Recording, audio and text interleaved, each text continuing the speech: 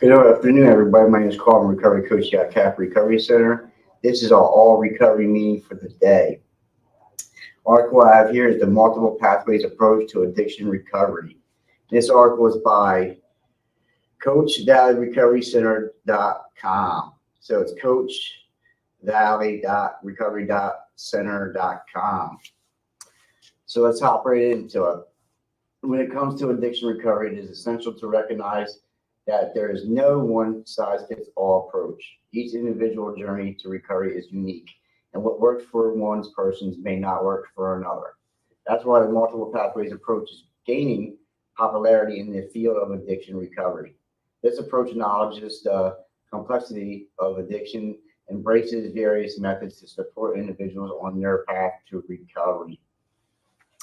Yeah, I love the multiple pathways of recovery because what works for me might not work for you.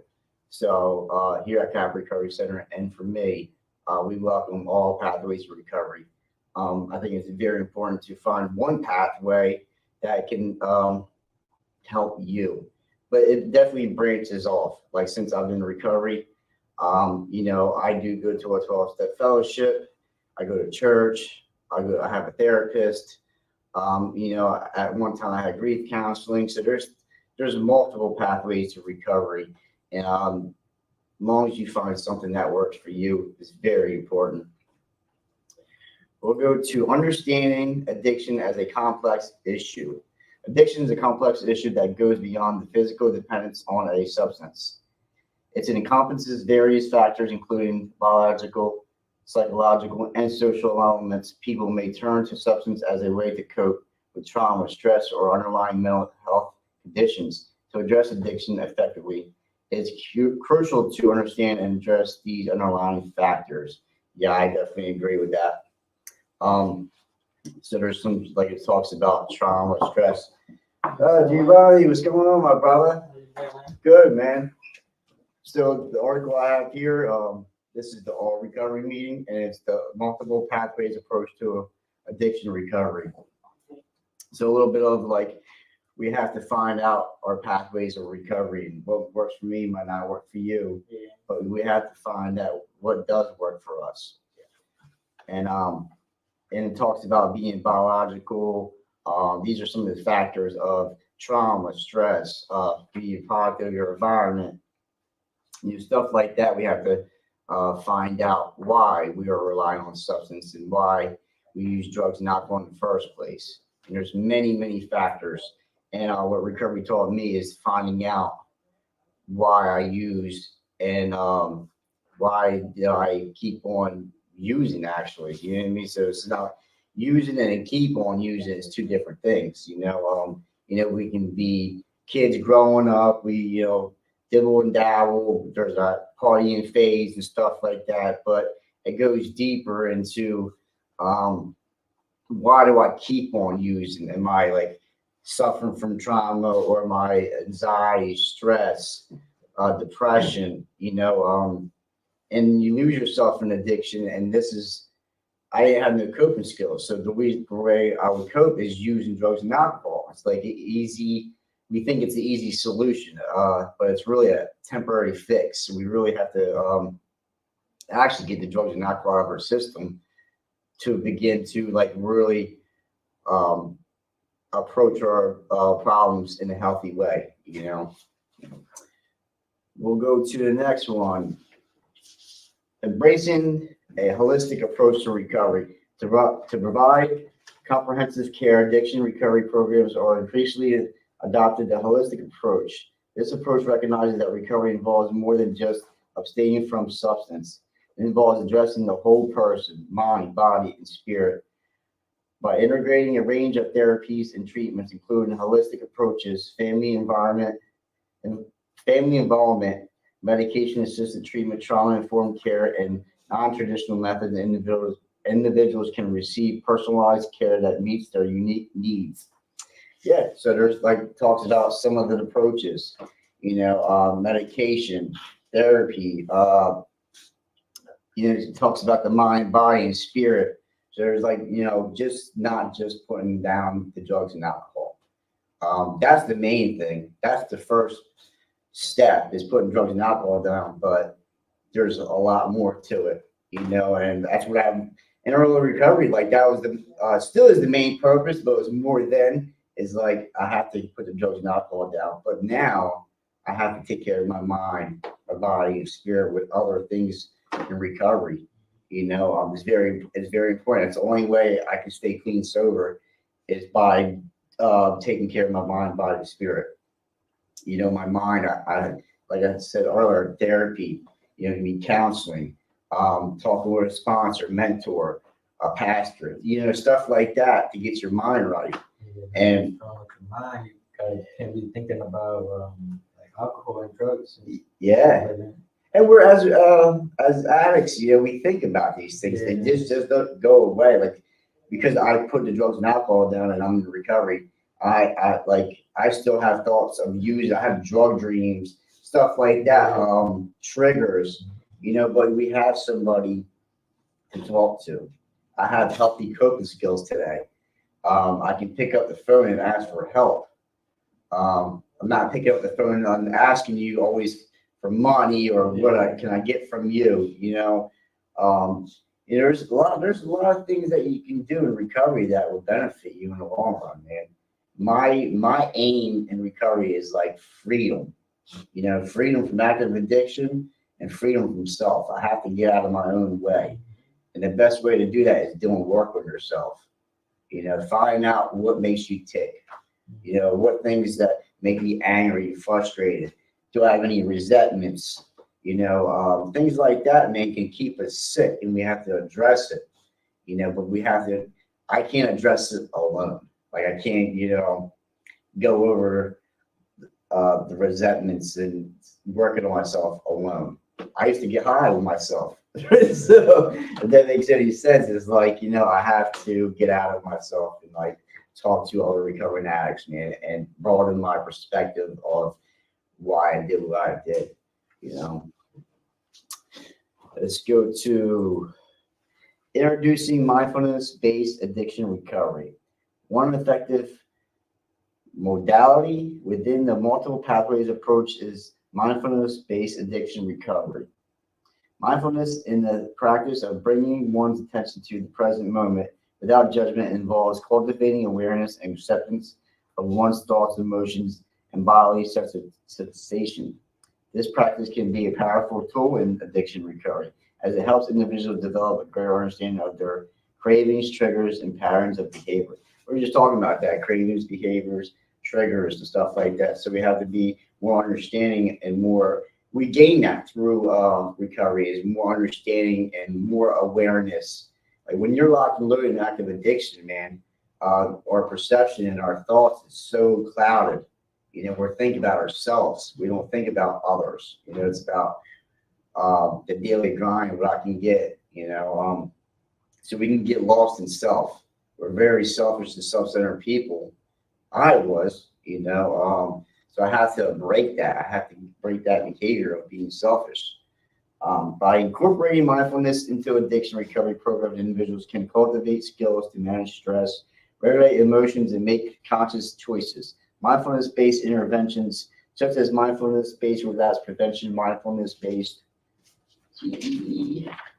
cognitive therapy, and mindfulness-based stress reduction, provide individuals with practical tools and techniques to support their journey towards lasting recovery. That's another aim that long-lasting recovery. I don't want to be a temporary fix. What that means to me is like come into recovery and do some things and then go back out. I'm looking at lifelong process of recovery. It talks about practical tools and techniques that we got to do for our journey of recovery. And you find that through yourself. It takes time. It doesn't happen overnight. Like it's sad to say, it's like I see people come into recovery and like they don't hold on.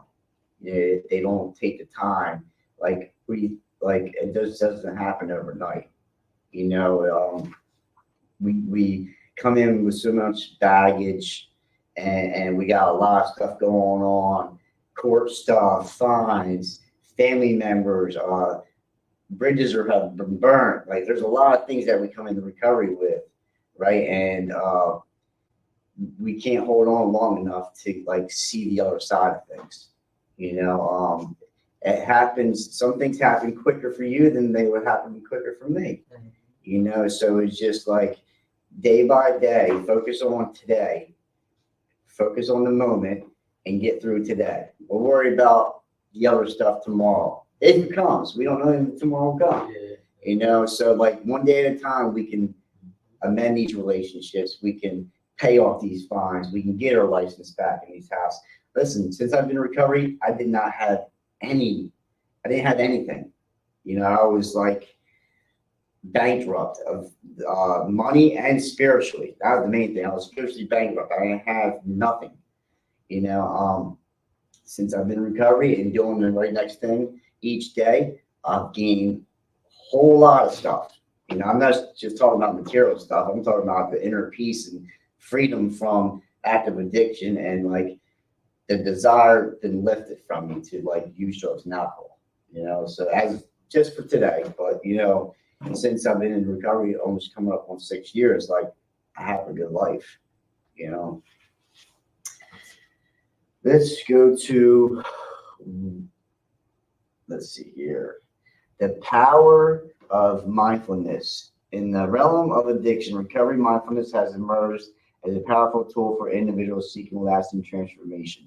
By cultivating a state of present moment awareness, mindfulness offers a pathway to healing and recovery. Let's explore what mindfulness is, the benefits it brings in addiction recovery, and how it supports lasting transformation. I like how it talks about transformation. You know, that's what we do in recovery is transform into something better, you know. And one thing I didn't know I didn't know I had good qualities about myself. I really didn't. Like everything I'd done was negative. It was, you know, selfish, and I was causing pain and harm to others, and me doing that weighed on me. And sure, if you do bad things, right, you're not going to feel too good about it. You're not going to feel too good about yourself. So I drove myself deeper and deeper in addiction. And like I didn't know I was like a hard worker, right? I didn't know I was a reliable, accountable, productive member of society, right? I didn't have none of these characters. You know, I was, you know, so wrapped up in self that I thought I was a lost cause, you know. But since I've been in recovery, like some of the things came natural to me, right? But a lot of things recovery has taught me, you know, how to be a productive member of society and how to grow up in recovery and like take responsibility for my own actions, you know. It says, what is mindfulness? Mindfulness refers to a practice of internationally bringing one's attention to the present moment and experiencing it without judgment or attachment. It involves being fully present, aware of one's thoughts, feelings, bodily sensations, and surroundings. Environment mindfulness encourages individuals to observe their experiences with curiosity and acceptance, rather than reacting impulsively or being consumed by past regrets of future worries. Yeah, I guess mindfulness is like the focus on and awareness of being today, being in the moment. You know, the past is the past. We always can visit it, but don't stay stuck there. You know, if you stay stuck in the past, you can't move forward. You know, I've learned to, you know, accept what I've done. You know, focus on my part in things in life. What I did in life. I can't focus on what happened to me, right? I mean, I can, like I said, I can think about it. I don't stay in that. You know, I don't let that be a barrier to my recovery to move forward in life. You know, that's what process of recovery is, to rebuild your life and like let go of things that happened in the past. You know, you have to heal and deal with what happened, right, and what you did. Surrender and accept. You know, and hopefully get with a higher power and get right and move forward. And you know, it's always good to, like, you know, they say don't focus on the future. I look at it as like goals, right? We can set goals for ourselves. We can want good things in life, but I can't project like and stay in the future and say I'm going to do this, do that, and then let it consume me. And then what am I doing in the moment? No, I'm not focused on my relationships. I'm not focused on myself. If I'm always stuck in the past and the future, I'm screwing over what I'm doing today. So it's very important to practice, mindfulness, and not just for yourself but for others. So we'll go to benefits of mindfulness in addiction recovery. In addiction recovery, the practice of mindfulness offers numerous benefits. It serves as a powerful tool for individuals to develop greater self-awareness, emotional regulation, and coping skills. Here are some key benefits of mindfulness in addiction recovery. To reduce cravings and relapse risk. Mindfulness practice allows individuals to become more aware of their cravings and addictive patterns. By observing these cravings without judgment, individuals can choose to respond to them in healthier ways, reducing the risk of relapse. Yeah, one of the things that we can do is call somebody, call another recovering addict, that people that understand this. We're not subjective of having cravings since we get in recovery. It's like, addiction is a part of us, right? We do have cravings, and we have drug dreams, and certain places, people, and things can set off triggers and thoughts, right? So we know that comes, right? So what do we do about it? Well, I used to do about it is use, but we can't do that today, right? So we call somebody, we can pray, we can meditate, we can take time out for ourselves and really gather our thoughts and take a breath and figure out well, I know emotions and feelings come and go. They don't last forever. That's another thing that I learned in recovery. Things come and go. They don't stay, right? So it's like addressing it. All right, well, I'm craving, right? So it's like, all right, so I'm gonna call somebody. Simple as that. Somebody will help you, support you, and talk you down. I had that many times in my recovery. Not even just the cravings. Things happen in life. Things happen in life for everybody. It's like I don't feel good. I'm angry, or I'm frustrated, or I'm feeling this way. And calling somebody that understands you. That's the key for me. Is when I got in recovery, is the people are just like me and understand me. You know what I mean? So it's like I feel comfortable. I feel a part of. I don't feel alone. I don't feel isolated. It's very important to reach out when things arise like that. Let's go to, improved emotional regulation. Mindfulness helps individuals develop the ability to observe and acknowledge their emotions without being overwhelmed by them. By cultivating this awareness, individuals can respond to challenges, emotions in a more constructive and adaptive manner, reducing the reliance on substance as coping mechanisms. Yeah, so that's one of the coping mechanisms. All right, using drugs and alcohol is one of the things that we used to do for everything. It didn't matter what it was. It didn't matter what emotion or feeling. We just wanted to get high and use. There's different routes to healthy coping skills, and we learn that all through recovery. But we need help. I can't do this alone. That's what I try to do for the longest, is do things on my own. And doing things on my own got me more pain and suffering, more years of active addiction. So I had to do something different this time. Enhanced stress management. Mindfulness practice equips individuals with tools to manage stress more effectively.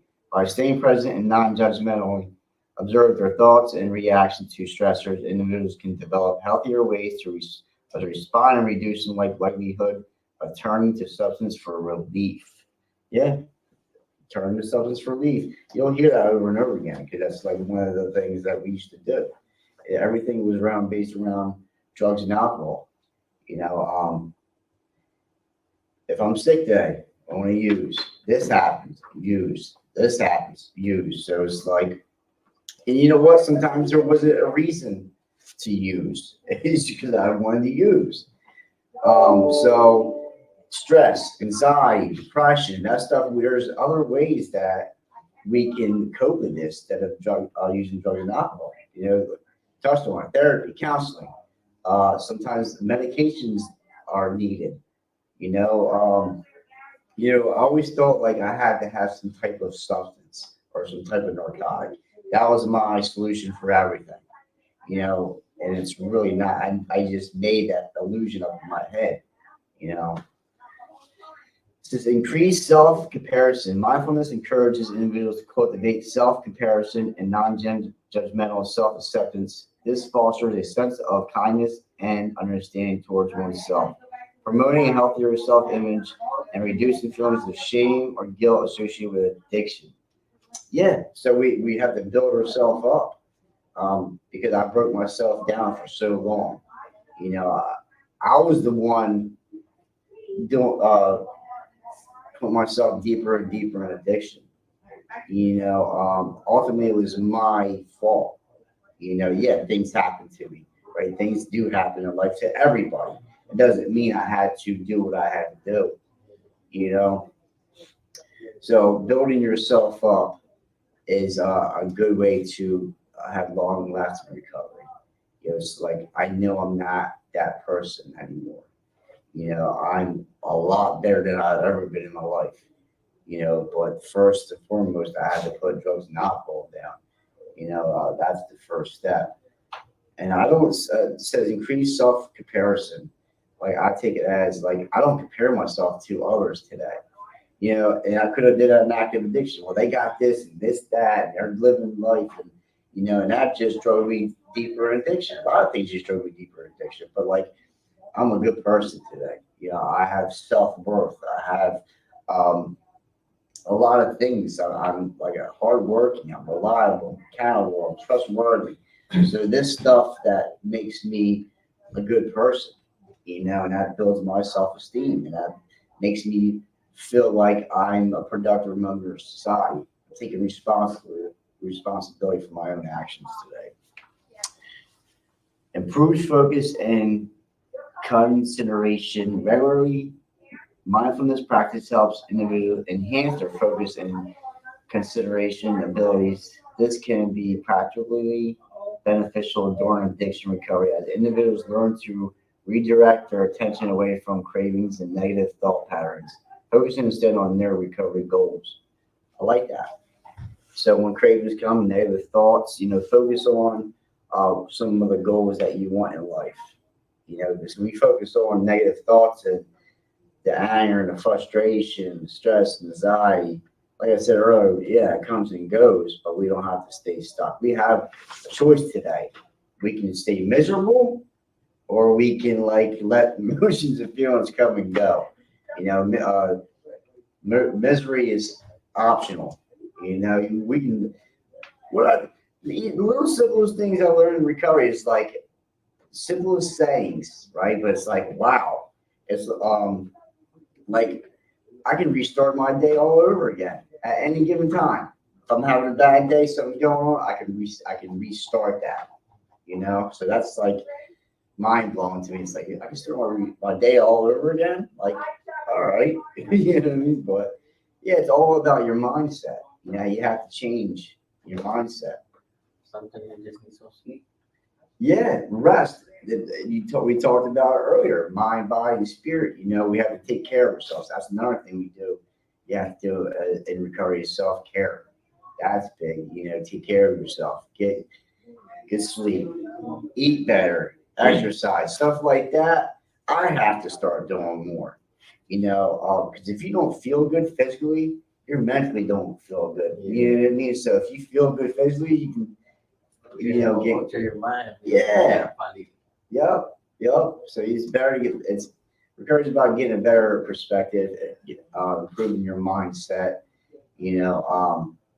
It's worth it. You guys are worth it. We're all worth it. You know what I mean? We want to live. We only have one life. We got to think about that. We only have one, right? There's no do-overs. You know what I mean? There's no do-overs. And another thing that I'm working on, we have to watch what we say. How do I react with people? How do I say things? You know what I mean? Because like people remember that sometimes saying stuff and hurting people, right, can be worse than physically hurting Yeah, somebody. definitely. You can get over that quicker than somebody saying some stuff. Yeah, they'll remember it. Do you agree? You know what I mean?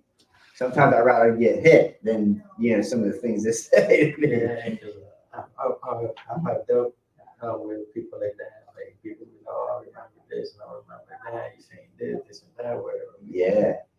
Yep. They'll hold on to that longer than anything else, man. Yeah, So we have to watch how we conduct ourselves today.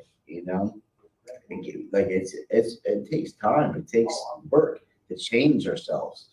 Think about it. We're years and years of using drugs and alcohol and causing chaos and all that stuff. It takes time and practice and hard work to like rebuild ourselves. But it does happen. It takes time. It takes time. So I don't think we're stopped there. And yeah, this is a good article. I'm gonna have to hold on to this, man. The multiple pathways approach to addiction recovery, and all pathways are welcomed. I always say, what works for you, and you have a great life, and you're spiritually refreshed, and you're living good. Hey, I'm for it. I don't judge on nobody the pathway they choose, but you have to find something. Um, so that was our all recovery meeting for the day. As multiple pathways approach to addiction recovery. My name is Carl. I'm a recovery coach here at Capital Recovery Center. You guys are more than welcome to always come in. Until next time, we'll see you later.